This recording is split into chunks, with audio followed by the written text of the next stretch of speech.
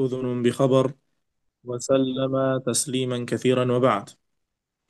تعريف القرآن الكريم هو كلام الله تعالى المعجز المنزل على قلب نبينا محمد صلى الله عليه وسلم المتعبد بتلاوته المكتوب بين الدفتين المنقول إلينا بالتواتر المتحدى بأقصر سورة منه.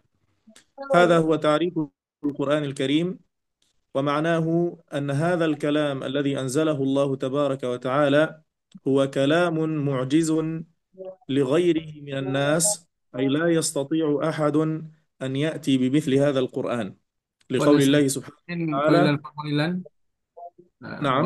saya serah Ustaz. Mungkin kalian لا أسمع. panggilan ya saya serah Ustaz Sabtian. يعني الشيخ سبتيان هو سيترجم. Nah, insyaallah.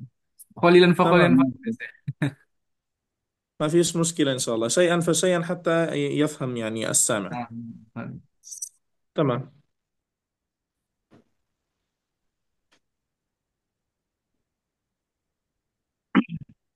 نعم يا شيخنا جزاكم الله خير. وجزاك خيرا شيخ محمد، شيخ أبو جعفر. طيب، الحمد لله والصلاة والسلام على رسول الله. Amma ba'd. Para peserta daurah yang sama-sama dimuliakan oleh Allah Subhanahu wa taala, ya tadi Syekh ya mengucapkan alhamdulillah, ya puji serta syukur kepada Allah Subhanahu wa taala, dan insya Allah pada kesempatan ini atau malam ini kita akan membahas salah satu dari kitab musawwar yang berkaitan dengan tajwid dan juga bagaimana turunnya Al-Quran kepada kita semua. Kemudian Syekh tadi menjelaskan tentang Al-Quran.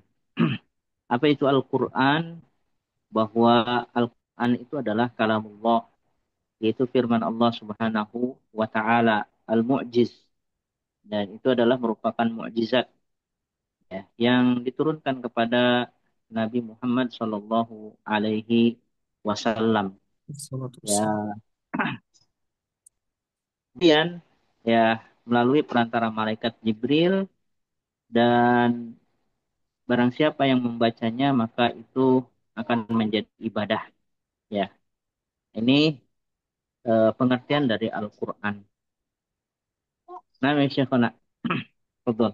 ومعنى قوله بين الدفتين أي بين الجلدتين، أي غلاف المصحف، يعني المقصود به بين الدفتين، يعني من الورقة الأولى إلى الورقة الأخيرة من المصحف، المنقول إلينا تواترا. وفي كلمة التواتر فيها تفصيل سنذكره آنفا إن شاء الله. المتحدى بأقصر صورة منه، أي أن الله تبارك وتعالى تحدى به المشركين وغيرهم على أن يأتوا بمثل هذا القرآن، كما قال عز وجل: ولو كان بعضهم لبعض ظهيرا.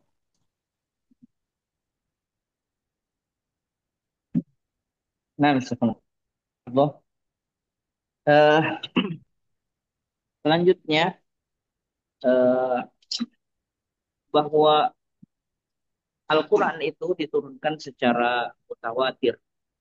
Maksudnya mutawatir di sini adalah diriwayatkan oleh banyak orang yang tidak mungkin berdusta, ya, itu Al-Quran. Sehingga ya Al-Quran tidak mungkin periwayatannya itu adalah dusta karena diriwayatkan oleh banyak orang. Kemudian yang selanjutnya, bahwa Allah Subhanahu wa taala juga telah menantang pada seluruh manusia untuk mendatangkan seperti itu. Dan tentunya ini adalah tantangan yang tidak bisa dijalani atau tidak bisa atau tidak mungkin dilakukan oleh setiap orang. Nah, Syekhona, نعم.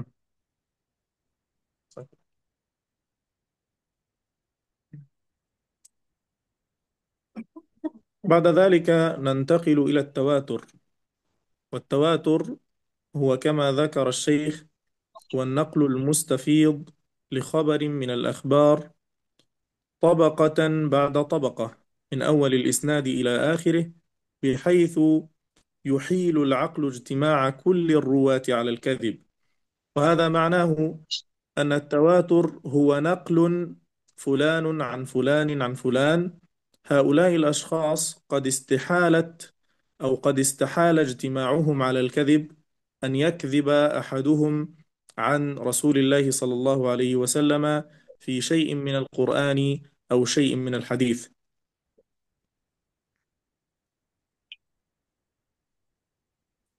تفضل شيخ.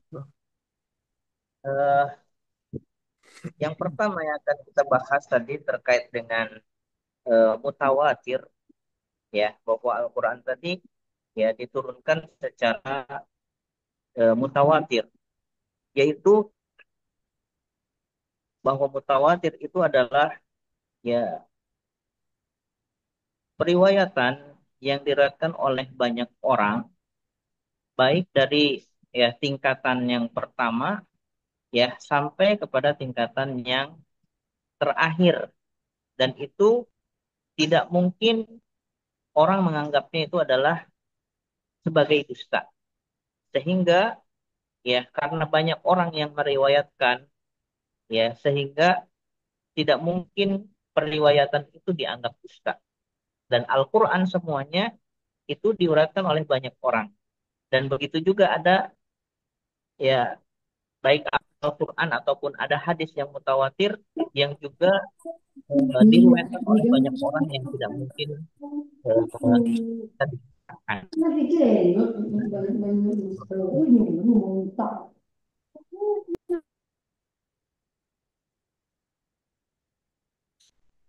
كيف بلغ النبي صلى الله عليه وسلم كيف بلغ النبي صلى الله عليه وسلم القرآن؟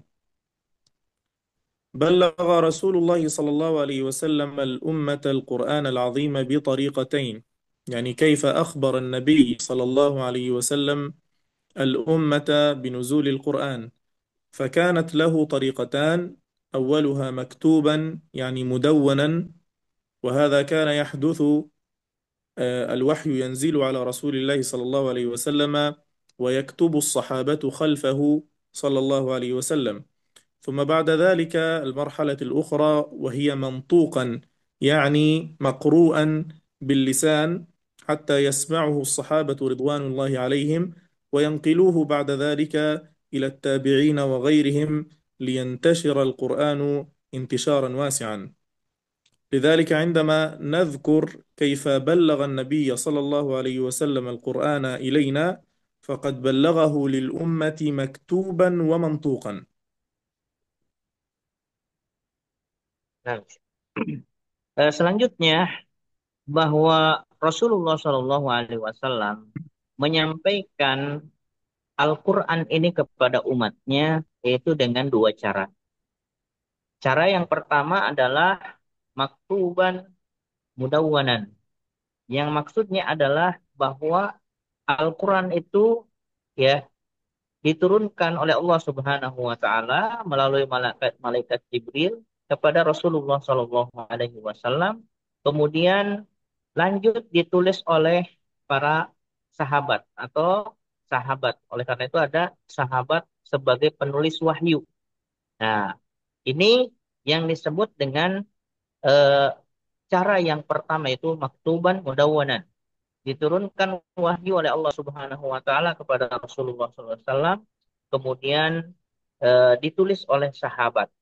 Kemudian cara yang kedua yaitu mantuqon anak lusauti, yang maksudnya adalah Rasulullah Shallallahu Alaihi Wasallam membaca ayat tersebut, ya, kemudian para sahabat mendengarkannya, ya.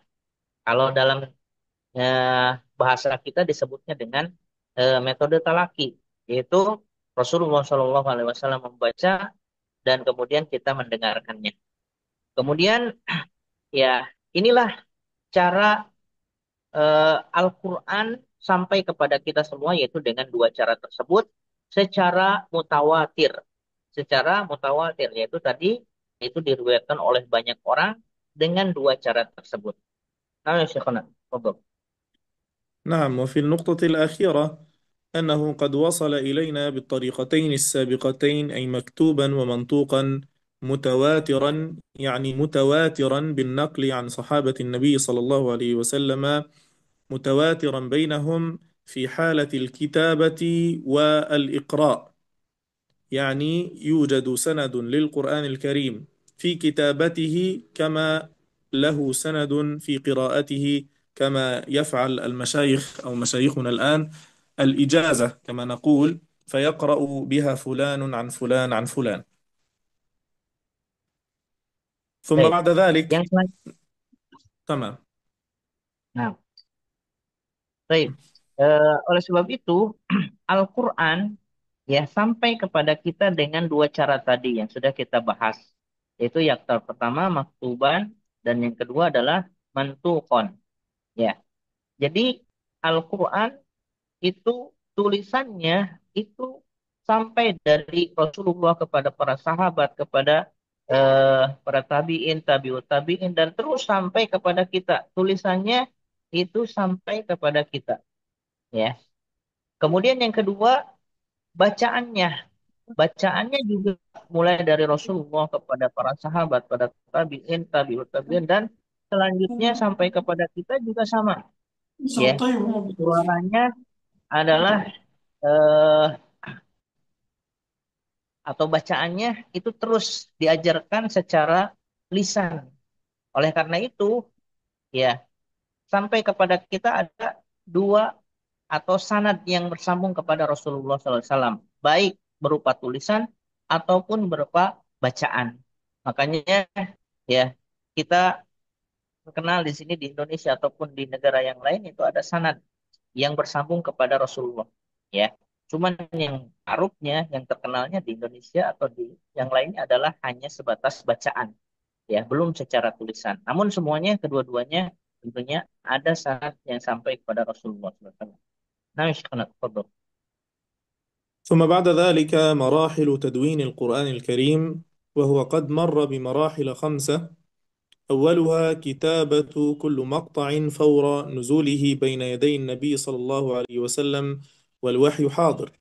وهذا معناه أن النبي صلى الله عليه وسلم كان ينزل عليه الوحي جبريل عليه السلام، فيقرئ النبي صلى الله عليه وسلم، فيقرأ النبي صلى الله عليه وسلم على أصحابه، فيدون أصحابه هذا القرآن فور نزوله في مقاطع متفرقة. وقال عن ذلك زيد بن ثابت رضي الله عنه إثباتا لذلك: كنت أكتب الوحي عند رسول الله صلى الله عليه وسلم وهو يملي علي، فإذا فرغت قال: اقرأ، فأقرأه، فإن كان فيه سقط أقامه، ثم أخرج به إلى الناس.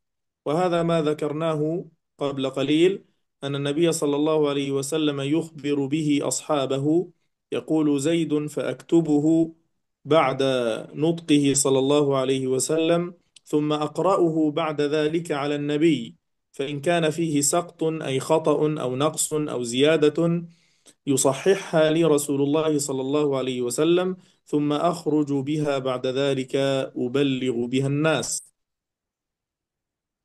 Nah, Syekh. Eh, kemudian eh, yang selanjutnya, tingkatan yang kedua adalah pengumpulan Al-Quran. Bagaimana Al-Quran itu dikumpulkan.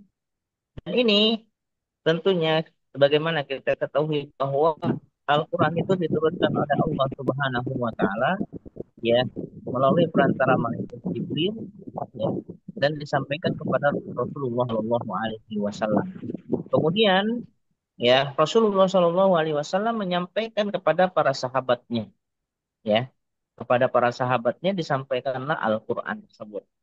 Dan eh, dari kalangan sahabat ada yang memiliki tugas untuk mencatat atau menulis, ya, wahyu yang, ya, turun kepada Rasulullah Shallallahu Alaihi Wasallam. Dan sebagaimana yang kita kenal bahwa sahabat yang menjadi penulis atau pencatat wahyu ya yang diturunkan oleh Allah Subhanahu wa taala adalah Zaid bin Thabit radhiyallahu anhu. Zaid bin Thabit beliau berkata, "Kuntu aktubul wahyu, kuntu aktubul wahya inda Rasulillah sallallahu alaihi wasallam." Bahwa beliau adalah penulis wahyu ya di zaman Rasulullah sallallahu alaihi wasallam. Wa huwa yumli alayya fa idza faragta qala iqra fa aqra'uhu fa in kana fihi sabtu aqamahu thumma akhruju bihi ilan nas. Kemudian ya beliau menyiapkan eh, tulisan atau menyiapkan alat tulis ya dan ketika itu eh, bacalah ya bacalah kemudian dibacakan kepada Zaid bin Sabit ya kemudian menulisnya dan kemudian dibaca lagi kepada Rasulullah Shallallahu Alaihi Wasallam atau ada kesalahan kalau memang tidak ada kemudian dia keluar dan memberi eh, menyebarkannya kepada manusia atau kepada sahabat yang lainnya. Nah, misalkan, ثم زاد بعد ذلك المرحلة أو مرحلة تدوين القرآن الكريم الثانية. المرحلة الأولى كما ذكرنا هو تدوين القرآن أو مقاطع من القرآن فور نزوله، يعني مقاطع متفرقة. ثم بعد ذلك ننتقل إلى المرحلة الثانية وهي تفريغ الكتابة السابقة في صحف زمن أبي بكر الصديق رضي الله عنه وأرضاه. وهذا معناه أي جمع المقاطع المتفرقة التي كتبت في زمن النبي صلى الله عليه وسلم، جمعها الصحابة في مصحف واحد في زمن أبي بكر الصديق رضي الله عنه وأرضاه. ثم بعد ذلك ننتقل إلى المرحلة الثالثة وهي مرحلة النسخ. نسخ المصحف baik. عدة Masuk kawalan Syekh. مصاحف. نعم. تمام. Wahid, wahid. نعم ما فيش Baik. مشكلة. Kemudian tingkatan dalam pengumpulan Al-Quran yang kedua tadi adalah penulisan wahyu dari Rasulullah SAW oleh penulis wahyu yaitu Zaid bin Sabit dan yang lain. Kemudian yang kedua adalah tafrigul kitabati as-sabiqah fis suhuf. Ya. Yang kedua adalah mengumpulkan catatan-catatan yang telah ditulis oleh sahabat penulis wahyu ya di dalam satu kitab ya. Ya jadi ketika Imam Nabi alaihi wasallam ya catatan wahyu itu tidak terkumpul dalam satu buku atau satu eh, kitab ya melainkan itu tercecer dan di zaman Abu Bakar As-Siddiq radhiyallahu anhu ya beliau beristihad dan mengumpulkan catatan-catatan tersebut dan dikumpulkan di satu kitab ya dan ini yang disebut dengan tafrigul kitab ya menjadi ya mengumpulkan catatan-catatan dalam satu kitab atau satu buku. Nah, Syekhona. ثم بعد ذلك المرحلة الثالثة وهي نسخ هذا المصحف عدة مصاحف من الصحف السابقة. وهذا الجمع كان في زمن عثمان بن عفان رضي الله عنه وأرضاه، حتى أنه نسخ منها نسخا ثم أرسلها بعد ذلك إلى شتى بلاد المسلمين. فأرسلها عثمان رضي الله عنه في كل مصر من أمصار المسلمين مع قارئ متقن يقرئ الناس. وكلمة أمصار يعني أماكن. معنى كلمة مصر ليس دائما يقصد بها دولة مصر، وإنما يرسلها إلى أمصار إلى أماكن مختلفة من أماكن المسلمين مع قارئ يقرئ الناس، قارئ قد أتقن تلاوة القرآن الكريم يقرئ الناس ويعلمهم كتاب الله جل وعلا.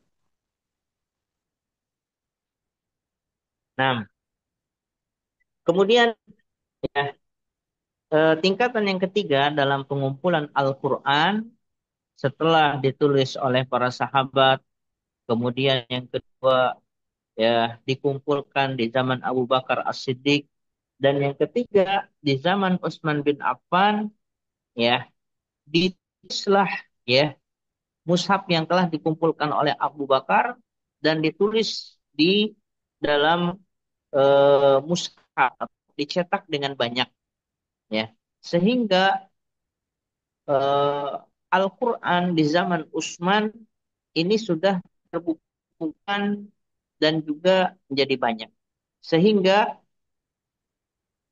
Utsman bin Affan radhiyallahu anhu mengirim mushaf-mushaf yang ditulis atau yang telah dikumpulkan, ditulis banyak ini ke setiap negeri. Jadi yang dimaksud dengan Misr di sini bukan berarti negara Misr saja, tapi ke seluruh negara dari negara kaum muslimin, ya. Dikirim, dan tentunya ya sebelum dikirim ya maqori mutkinin yukriun nas, ya. Dan ini bukan hanya dikirim mushafnya saja, melainkan juga dikirim bersama dengan orang yang hafal atau yang dia mampu membacanya dengan mutkin dalam hafalan, sehingga itu diajarkan kepada seluruh manusia di negara-negara kaum muslimin. Nah, sekolah. نعم، ويقصد بهذه الأمصار يعني الأماكن أو الدول على مسمانا الآن، وهي اليمن والبحرين والبصرة والكوفة والشام وغيرها من أمصار المسلمين. أرسل أمير المؤمنين عثمان بن عفان قارئا يقرئ الناس القرآن الكريم كما تلقاه من رسول الله صلى الله عليه وسلم. ثم بعد ذلك ننتقل إلى المرحلة الرابعة، وهي كتابة المسلمين لنسخ لا تحصى من المصاحف. في زمن عثمان كانت مصاحف معدودة، ثم بعد ذلك زاد عليها المسلمون نسخا لا تحصى ولا تعد، حتى يستطيع كل شخص أن يقرأ كلام الله عز وجل وأن يحفظه. ثم بعد ذلك انتقل القرآن إلى المرحلة الخامسة، وهي ظهور مؤلفات تضبط خصائص الكتابة القرآنية، وهو علم رسم المصاحف.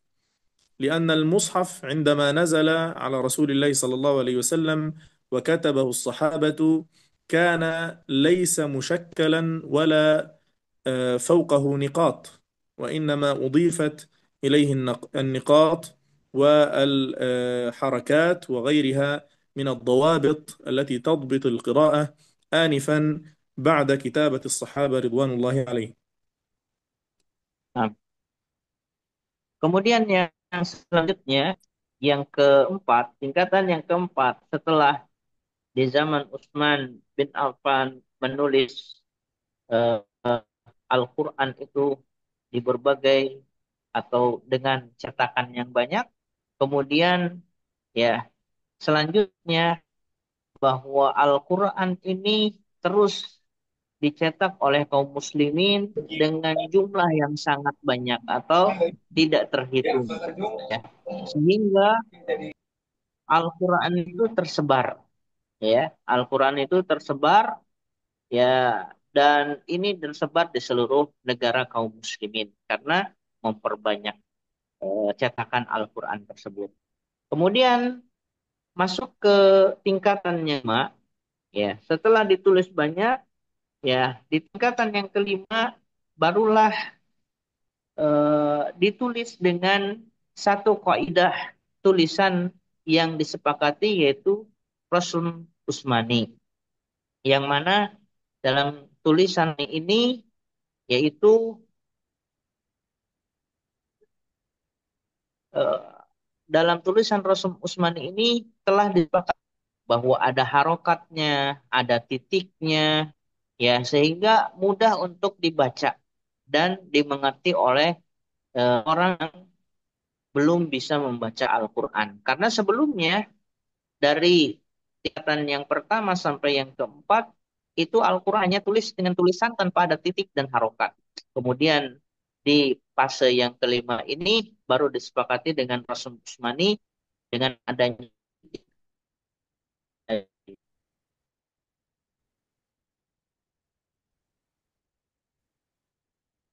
تمام شيخ أبو جعفر. 6 kelas. ثم بعد ذلك نأتي إلى النقل الصوتي للقرآن الكريم، وهو كيف أتى القرآن من خلال الصوت على رسول الله صلى الله عليه وسلم. نبتدئ أولا بجبريل عليه السلام. نزل جبريل عليه السلام بالقرآن العظيم على قلب النبي صلى الله عليه وسلم بألفاظه ومعانيه وكل ما يتعلق به. يعني نزل جبريل عليه السلام على النبي صلى الله عليه وسلم بالقرآن الكريم كما نعلم، يقول بألفاظه أي بكلامه، ومعانيه أي تفسير القرآن الكريم لمن لا يفهم معناه، يشرح له النبي صلى الله عليه وسلم معانيه وكل ما يتعلق بالقرآن الكريم من ألفاظ ومعاني. ثم بعد ذلك تلقى الصحابة الكرام من فم رسول الله صلى الله عليه وسلم القرآن ثم أعادوه أمامه حتى أقرهم عليه. وهذا نأخذ منه درسا، وهي الأمانة التي كان يقصدها رسول الله صلى الله عليه وسلم ويتحراها أصحابه الكرام، فكانوا يستمعوا القرآن من فم النبي صلى الله عليه وسلم ثم يقرؤوه مرة أخرى على رسول الله، حتى كما قلنا إن كان فيه سقط أو خطأ أو لحن يعيده ويقومه رسول الله صلى الله عليه وسلم، حتى يكون القرآن قد وصل إلينا بلا زيادة أو نقصان. ثم بعد ذلك يذهب الصحابة رضوان الله عليهم في المرحلة الثالثة، وهي النقل. ينقل أصحاب النبي صلى الله عليه وسلم القرآن إلى من بعدهم، وهم من أطلق عليهم التابعون بعد ذلك بالطريقة نفسها، أي أنهم يقرؤون من بعدهم ثم يسمعون تلاوتهم بعد ذلك ثم يجيزونهم فيها حتى يسعون بعد ذلك لنشر كلام الله عز وجل وتعليمه. Kelas ya. 6. نعم تفضل. Baik. Eh, ikhwas sekalian, tadi kita sudah membahas pengumpulan Al-Quran dalam tulisan. Dan sekarang kita akan bahas pengumpulan Al-Quran secara bacaan atau kiroatan. Yang pertama, bahwa Nazala Jibril, eh, bahwa malaikat Jibril itu menyambut Allah Subhanahu wa taala kepada Nabi Muhammad Shallallahu alaihi wasallam, yaitu ya dengan bacaan-bacaan dan juga makna-makna yang terkait di dalamnya. Oleh karena itu malaikat Jibril di sini bukan hanya menyampaikan lafadznya saja, bukan menyampaikan bacaannya saja, melainkan juga maknanya. Maknanya yang disampaikan kepada Rasulullah Shallallahu Alaihi Wasallam, sehingga Rasulullah Shallallahu Alaihi Wasallam pun menjelaskan makna-makna ini kepada para sahabat radhiyallahu anhum. Kemudian setelah ya diketahui bacaannya dan juga makna-maknanya, kemudian talaqqas sahabatul kiram min fami Rasulillah sallallahu alaihi wasallam, bahwa para sahabat radhiyallahu anhum ajmain mereka ya bertalaki kepada Rasulullah sallallahu alaihi wasallam langsung dari mulut Rasulullah sallallahu alaihi wasallam, bagaimana cara menyebutkan huruf-hurufnya, kalimat-kalimatnya dan lain sebagainya, langsung di depan Rasulullah Shallallahu Alaihi Wasallam dan dibaca langsung pada Rasulullah Shallallahu Alaihi Wasallam di depannya, ya. Jikalau ada salah, maka tentunya akan diulangi. Ya, kalau ada eh, kesilapan, ya, dalam kesalahan dalam kalau diulangi, hatta aqarrahum alaihi, sampai ya dibenarkan atau sampai itu benar di hadapan Rasulullah Shallallahu Alaihi Wasallam. Kemudian pindah ke yang ketiga, yaitu setelah bacaan para sahabat benar dibaca di depan Rasulullah Shallallahu Alaihi Wasallam, para sahabat pun beliau mengajarkan Al-Quran itu kepada yang lainnya dengan cara yang sama, yaitu dengan melakukan talaki, yaitu dibaca di hadapan, ya, di hadapannya, kemudian didengarkan oleh yang lainnya, kemudian dibacakan sampai tidak ada kesalahan, ya, sampai tidak ada kesalahan di dalam membacanya, dan terus seperti itu sampai kepada kita, ya. Oleh karena itu, ya, dalam membaca Al-Quran maka tentunya harus ada guru, ya, harus ada guru. Apalagi yang lebih utama adalah dalam mempelajari Al-Quran itu harus bersanad, ya, karena kita akan mengetahui bagaimana cara membaca Al-Quran dengan baik dan benar di hadapan guru kita. Nah, Syekhuna. ثم بعد ذلك تكلم الشيخ أو الدكتور أيمن رشدي سويد عن مشايخه الذين قد قرأ عليهم وأجيز منهم القرآن الكريم، وهو الشيخ محي الدين الكردي، والشيخ محمد ابن طه سكر، والشيخ عبد العزيز عيون السود، والشيخ أحمد الزيات، والشيخ إبراهيم شحاتة السمنودي، والشيخ عامر عثمان أو الشيخ عامر السيد عثمان.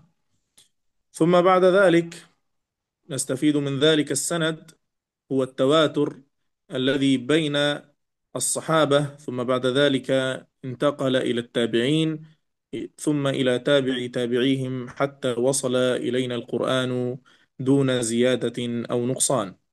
ثم بعد ذلك نتوجه سريعا إلى علم التجويد وتعريفه. فتعريف التجويد في اللغة هو التحسين أي التعديل، ويقول جود يجود، حسن يحسن، وهو ضبط الكلام عن الميل في الخطأ. وفي الاصطلاح هو علم يعرف به النطق الصحيح للحروف العربية، وذلك بمعرفة مخارجها وصفاتها الذاتية والعرضية وما ينشأ عنها من أحكام. وهذا في المعنى أن القرآن الكريم أو التجويد عفوا هو تعديل وتقويم كلام الله عز وجل عن الميل في الخطأ. تفضل شيخ. Mungkin النظر إلى هذا الشيء. نتوقف إلى بعده. هنا. لا، أقصد يعني شاشة بعده. لا أسمعك شيخ عبد أبو جعفر مرة ثانية. آه درس بعده يا دي الشاشة شاشة. الدرس. Nah, يعني أقصد يعني بعده يا شيخ في أيوة. شاشة. آه أيمن الرشدي سنده. سند الشيخ أيمن رشدي. نعم. ممكن طيب. تعرض الشاشة. هذا هو. آه هذا اعرض أقصد. على الشاشة. نعم. نعم. نعم. تفضل.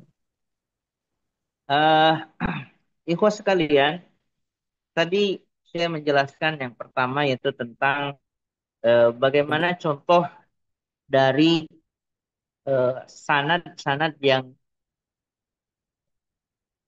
berlangsung dari mulai bawah sampai ke atas atau sampai kepada Rasulullah SAW.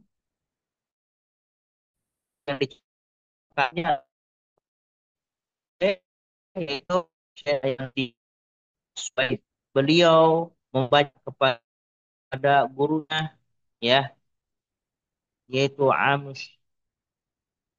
Syed Usmani, kemudian kepada gurunya lagi, dan kepada gurunya lagi. Ya, seperti itulah yang disebut dengan sanad.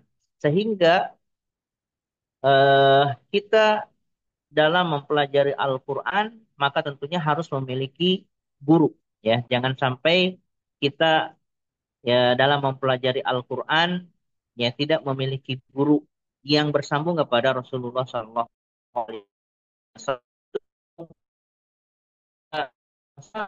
Kita akan tenang karena di dalam mempelajari Al-Quran tentunya ya muttasil sanadnya sampai kepada Rasulullah Sallallahu Alaihi Wasallam. Nah, kemudian kita lanjut ke pelajaran yang berikutnya yaitu yang berkaitan dengan eh, tajwid.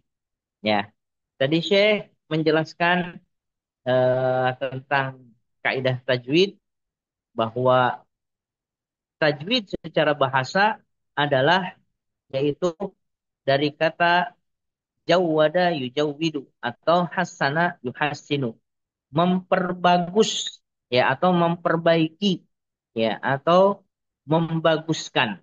Sedangkan dalam istilah bahwa yang disebut dengan tajwid itu adalah ya ilmun yu'rafu bihi an-nutqu as-sahih lil hurufil arabiyyah.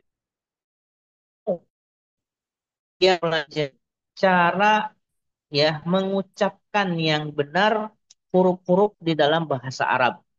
Wadzalika bima'rifati makharijiha wa sifatiha az-zatiyah wal aradiyah wa ma yanshi'u anha min ahkam. Dan selanjutnya ya kita mengetahui dalam pengucapan huruf-huruf Arabiah itu makhrajnya seperti apa, sifatnya seperti apa, dan bagaimana cara mengucapkannya, dan begitu juga dengan hukum-hukum tajwidnya. Oleh karena itu, inilah yang disebut dengan tajwid, yaitu yang mempelajari cara pengucapan huruf yang benar, ya dalam makhrajnya, sifatnya, dan juga dalam hukum bacaannya yang benar. Nah, Syekhana, tafadhol.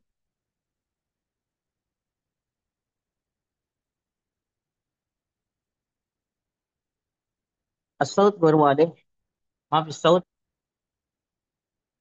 يا شيخنا. نعم نعم، عذرا. نقول بعد ذلك: قد عرف الإمام ابن الجزري رحمه الله، قال في النشر: لا أعلم سببا لبلوغ نهاية الإتقان والتجويد ووصول غاية التصحيح والتسديد مثل رياضة الألسن والتكرار على اللفظ المتلقى من فم المحسن. فليس التجويد بتمضيغ اللسان ولا بتقعير الفم ولا بتعويج الفك ولا بترعيد الصوت ولا بتمطيط الشد ولا بتقطيع المد. وهذا معناه ما يقصده الإمام، أن التجويد ليس بتمضيغ اللسان. يعني من الناس من يتكلف في تلاوة القرآن الكريم فيقول: الحمد لله رب العالمين، وهذا ليس صحيحا. ولا نقصد من تعليم التجويد أن يقرأ القارئ بهذه الكيفية، ولا بتقعير الفم ولا بتعويج الفك كما ذكرت، ولا بترعيد الصوت كما يفعل مشايخنا أو بعض المشايخ في هذا العصر الحديث، يرعدون بالصوت، يقولون: يا، هذا الصوت ممنوعا. وإنما يكون القارئ يجمل صوته بالقرآن، يعني كما قال النبي صلى الله عليه وسلم: أقرأكم للقرآن من إذا سمعتموه حسبتموه يخشى الله. فليس بالتغني بالقرآن أن يتغنى به إلى حد بالغ، فهذا غير مسموح. تفضل شيخ. Baik.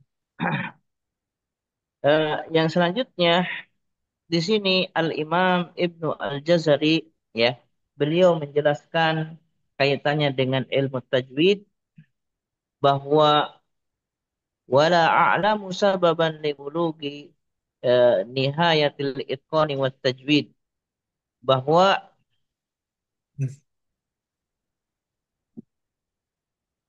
saya tidak mengetahui ya eh, dengan cara-cara yang lain untuk mempelajari Al-Quran kecuali dengan tajwid ya. Karena tentunya dalam mempelajari Al-Quran itu harus sesuai dengan ilmu tajwid. Wa wusuli ghayati tashih wa tasdid misla riyadatil eh, riyadatil alsun ya sih. الألسن نعم.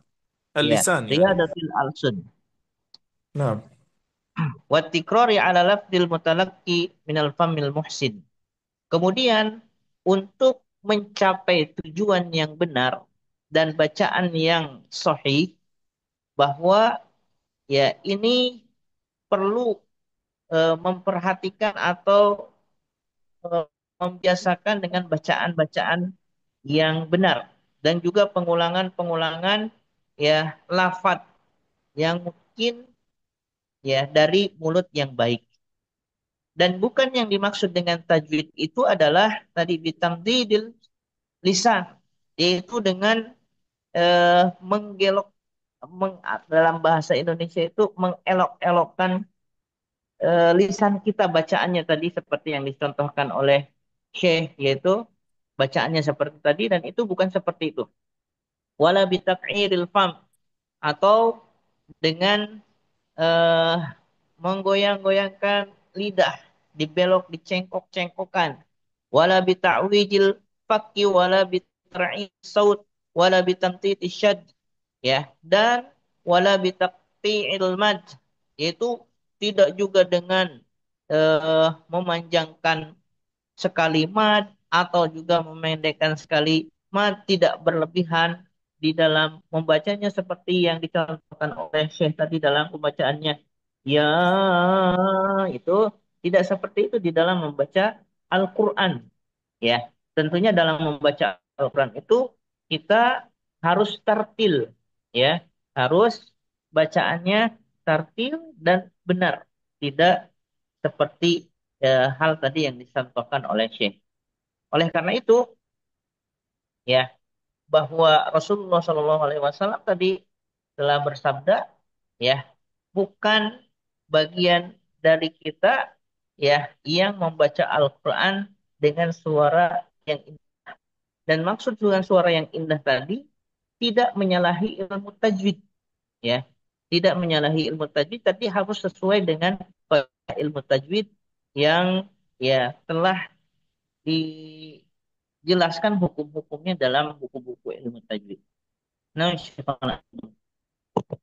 ثم زاد بعد ذلك وقال: ولا بتطنين الغنات ولا بحصرمة الراءات، قراءة تنفر عنها الطباع وتمجها القلوب والأسماع، بل القراءة السهلة العذبة الحلوة اللطيفة التي لا مضغ فيها ولا لوك ولا تعسف ولا تكلف ولا تصنع ولا تنطع ولا تخرج عن طباع العرب وكلام الفصحاء بوجه من وجوه القراءات والآداء.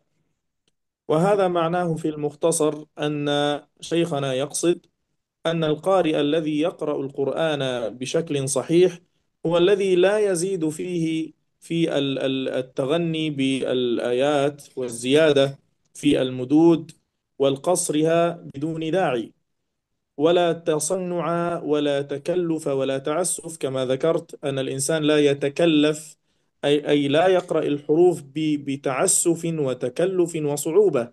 فالقرآن ليس صعبا لهذا الحد، وإنما يقرأه متوسطا مسموعا لطيفا يستطيع أن يسمعه الناس. وهي اللغة العربية التي يفهمها الفصحاء ويفهمها الناس، فيقرأه بطريقة سهلة وميسرة. هذا ما قصده الشيخ. تفضل. Baik. Yang selanjutnya, ya, sebagaimana tadi yang sudah dijelaskan, bahwa di dalam membaca Al-Quran, tentunya bacaannya tidak berlebih-lebihan, ya, tidak ya berlebihan dalam gunahnya, tidak berlebihan dalam madnya, tidak berlebihan dalam hal-hal yang lainnya. Sehingga bacaan Al-Quran itu ya ketika dilebih-lebihkan maka tentunya itu tidak bukan melainkan sesuatu yang benar, tapi itu adalah merupakan sesuatu yang berlebihan dan takdir ya dalam membaca Al-Quran. Ya oleh karena itu bacaan yang benar di dalam membaca Al-Quran adalah mutawassit, yaitu pertengahan. Tidak lebih, ya kemudian bacanya indah, bacaannya ini, kemudian bacaannya baik, ya enak didengar. Ya, oleh karena itu bacaan Al-Quran itu adalah bacaan yang sangat mudah, yang penting dalam membacanya tidak terlalu berlebihan. Nah, Syekhona. بعد ذلك نذكر أهم المباحث في علم التجويد، وهي في المجمل التي سندرسها إن شاء الله. هي مخارج الحروف العربية. المخارج طبعا يكون لها درسا إن شاء الله نشرحه، يأتي آنفا إن شاء الله. بعد ذلك صفاتها، يعني أولا مخارج الحروف العربية، ثم بعد ذلك صفاتها الذاتية يعني صفات الحروف، ثم بعد ذلك الصفات العرضية، ثم بعد ذلك الصفات العرضية أهمها هي إدغام الحرفين المتماثلين والمتجانسين، ويزيد بعد ذلك، يعني يكون عندنا المتماثلين والمتجانسين والمتباعدين والمتقاربين. وبعد ذلك أحكام اللامات، اللام الشمسية والقمرية ذكرها في تحفة الأطفال، قال ولام الأولى سمها ولام الأخرى سمها شمسية. ثم بعد ذلك أحكام الميم الساكنة وما تليها من أحكام، ثم بعد ذلك أحكام النون الساكنة والتنوين، ثم في الختام أحكام المد والقصر نتناولها إن شاء الله تعالى بعد ذلك بالتفصيل. فذكرها الإمام مجملة، ونحن ندرسها مفصلة إن شاء الله في الدرس القادم بإذن الله تعالى. تفضل شيخ. Baik. Kemudian eh, sebagai penutup dari Syekh ya bahwa dalam pelajaran tajwid ini yang akan kita bahas nanti di pertemuan yang selanjutnya adalah berkaitan dengan makharijul huruf ya, empat tempat keluarnya huruf ya. Kemudian yang selanjutnya setelah belajar makharijul huruf, tempat-tempat keluarnya huruf yaitu belajar tentang sifat-sifat huruf ya, baik sifatnya ya yang memiliki lawannya ataupun yang tidak memiliki lawan. Kemudian yang selanjutnya masuk ke hukum-hukum tajwid ya, yaitu masuk hukum yang tadi disebutkan, baik hukum hmm. nun mati dan tanwin ataupun hukum mim mati, hukum alif lam samsiyah, alif lam qamariyah yang tadi disebutkan dalam matan Tuhfatul Atfal ya yang saya sebutkan. Kemudian juga hukum yang lainnya itu tentang gunnah ya, hukum yang lainnya juga yaitu yang terakhir dalam pembahasan hukum yaitu tentang hukum mad ya, panjang dan pendeknya, dan insya Allah ini akan kita bahas di pertemuan selanjutnya ya. Betul ya Syekh. في الأخير شيخ أبو جعفر، أودت أن أشكركم وأريكم شخصا عزيزا، شيخ عماد، يعني بما أنه جالس معي الآن تسلم Masya Allah. عليه، وبعد ذلك Masya Allah. نختم معكم إن شاء الله. تفضل الشيخ عماد. السلام عليكم. Waalaikumsalam. Syukrana kayfa Waalaikumsalam halukum? warahmatullahi wabarakatuh. Kayfa halukum? آه Syukrana. الحمد لله بخير. إن شاء الله في رمضان هذا العام نأتي إندونيسيا نصلي تراويح إن شاء Masya الله. Allah. Masya Allah. Barakallahu fiik. بارك الله فيكم. بارك الله. بارك الله فيكم شيخ أبو جعفر. إن شاء الله نراكم الدرس القادم بإذن الله. وفي الأخير نستودعكم الله الذي لا تضيع ودائعه. سبحانك اللهم وبحمدك نشهد أن لا إله إلا أنت نستغفرك ونتوب إليك. Assalamualaikum warahmatullahi wabarakatuh. Waalaikumsalam warahmatullahi wabarakatuh. Nah, Syekh. Jazakallah khair. Ya, terima kasih